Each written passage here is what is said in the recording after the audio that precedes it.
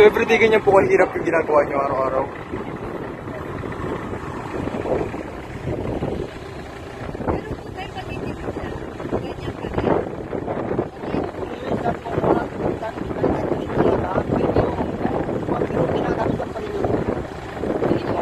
So makikita nyo po ngayon kung ano sila ay naghihirap tumawid sa ilaw.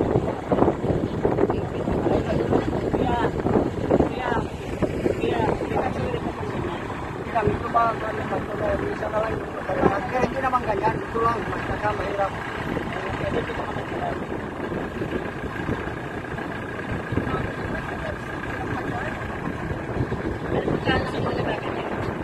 Stigmatic.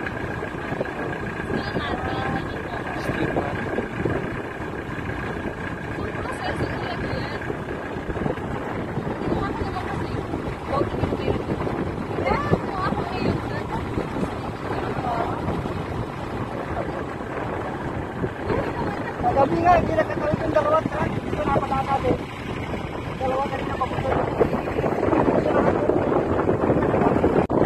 Dahil kung papansin ninyo, yung isang frac na sinasabi ng mga kasama natin sa pag-project, nandun pa, tumatawid pa. So, ano na lahat ng gamit, mga lalaki sa gilid, sila yung mga tinatawag na stigmatic. Sila yung naglalagay ng mga bakal sa mga party-party.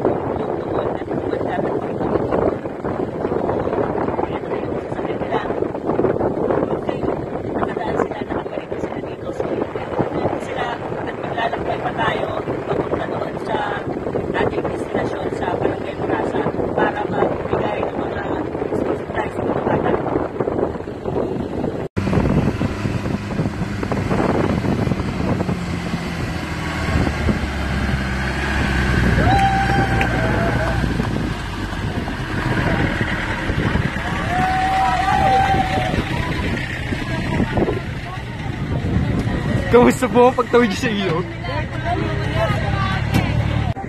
Yung purpose talaga namin dito, yung mag-outreach, magbigay ng school supplies sa mga bata. Pero isa sa mga na-discovery namin, meron palang mga ganitong trabahong ginagawa dito sa Barangay Murasa.